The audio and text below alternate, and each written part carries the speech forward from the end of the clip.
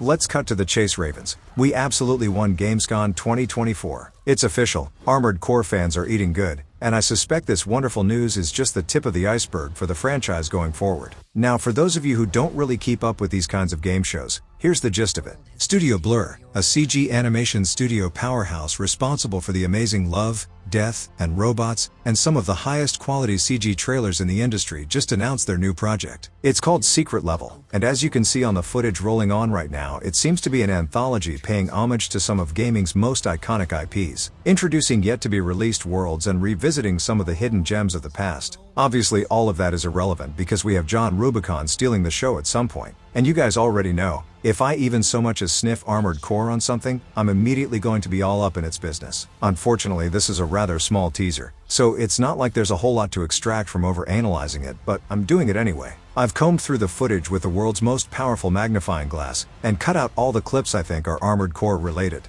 With that out of the way, let's completely ignore all the hard work Studio Blur put into this beautiful trailer, and love letter to games media and hyper-focus on the one and only GOAT. Praise the Mecha, abide with Rubicon, let's fucking go. Come in, you have a Armored Core. play.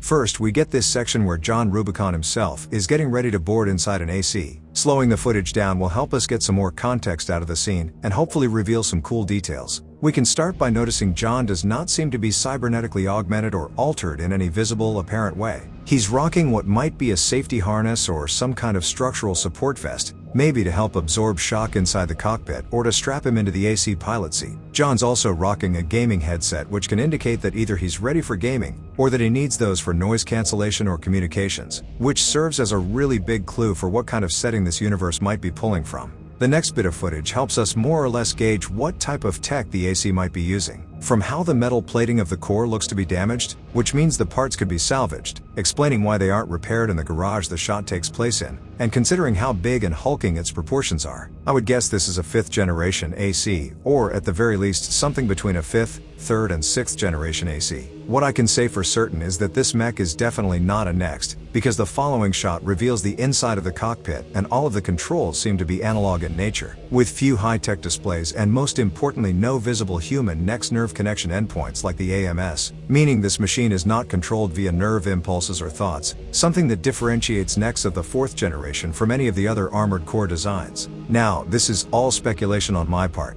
but if we're going by established lore and narrative of the game so far, I think it's pretty safe to assume this universe is most likely to be an offshoot, brand new interpretation of the series, merging concepts from all the existing generations of games, rather than a faithful recreation of any one particular timeline. We can infer the pilot to be a regular human that needs to use headphones for communications, and that both the exterior and interior of the AC unit resembles a more primitive, grounded mech design harkening back more to the real robot era of Armored Core, not so much the super robot one. Sadly, just to piss me off and confuse me further, we get treated to an amazing sequence of the VOB in action. The VOB, or Vanguard Overed Boost, is basically an array of huge fucking rockets that can be strapped to an Armored Core in order to make it go extremely fast. In fact, we only see VOBs being deployed alongside NEX, which kind of eliminates my previous prediction when it came to which generation of Armored Core tech we're dealing with here. From what I can gather, fuck it, we're dealing with all of them. It's all of them at the same time. Taking a closer look at everything surrounding the AC,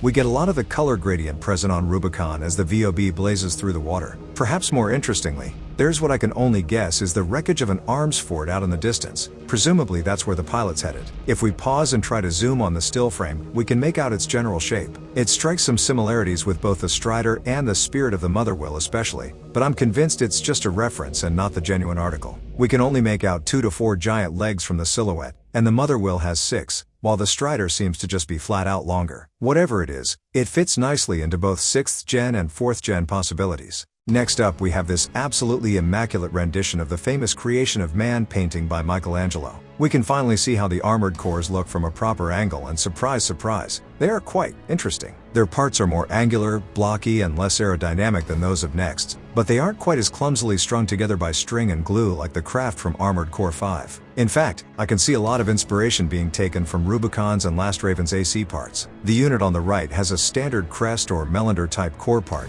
and its shoulder plates are somewhat similar to Armored Core Nexus CRA-75A arms. When it comes to the unit on the left, I might be overlooking something, but I don't think I remember any arm parts that look like that. It's a really cool pattern though, the way the steel plates cascade on the forearm sort of like a shell. I really dig it. We can also spot that on the same arm there's an emblem paint job. I can't really make up what the drawing is supposed to be, but that's definitely an emblem. And lastly, that left unit leg part has a pointy thing going upwards from the knee, something that's most notoriously present in the part design for the 03 Aliyah from Armored Core 4 and the MX-006 from Armored Core 3. Lastly, I just want to say what a great shot this is. It's very rare that we see an actual human being framed alongside an armored core in the same scene. In fact, it's very rare we see a human at all in the whole franchise. So I'm really excited to see how they play around with the concept. Look really closely or else you might miss it, but there's this one small shot of what I think is the same AC that was on the left of the last scene now facing towards the camera. And here we can really notice just how recognizable yet different it looks. The main thing that comes to mind is the core part having a huge open section surrounding the head.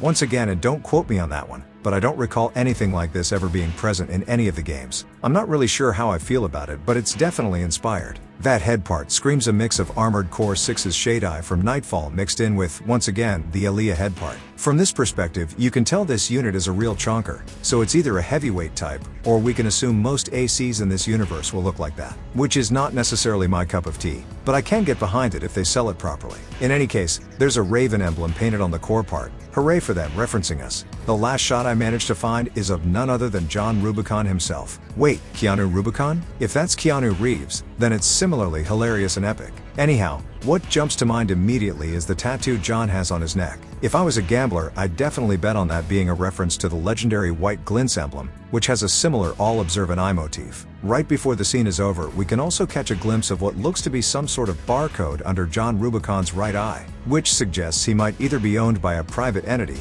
playing along to someone else's tune, or that might just well be his mercenary ID tattoo, a means of recognizing him as a Raven, able to take on contracts from anyone. All in all, I think it's safe to say the show's in good hands. Regardless of how wildly different a portrayal this ends up being, it already feels like it has Armored Core DNA deep inside it. I think the team respects the source material enough to do something really special, raising much needed brand awareness. I'm a huge fan of Love, Death and Robots, and I'll die on the hill. They won't disappoint us, especially once you keep in mind the Armored Core episode has to compete with other more recognizable IPs such as God of War, Mega Man and Warhammer. They could have chosen any of the much more popular games From Software is responsible for, but they stuck through with AC, which leads me to believe there are greater things at play here. At least one can be hopeful. In any case, that's my 2 cents on the announcement. Let me know in the comments section if you're hyped for the release date of Secret Level on the 10th of December. Also feel free to leave any theories or expectations you have for the episode as well. Thanks for watching, and stay boosting!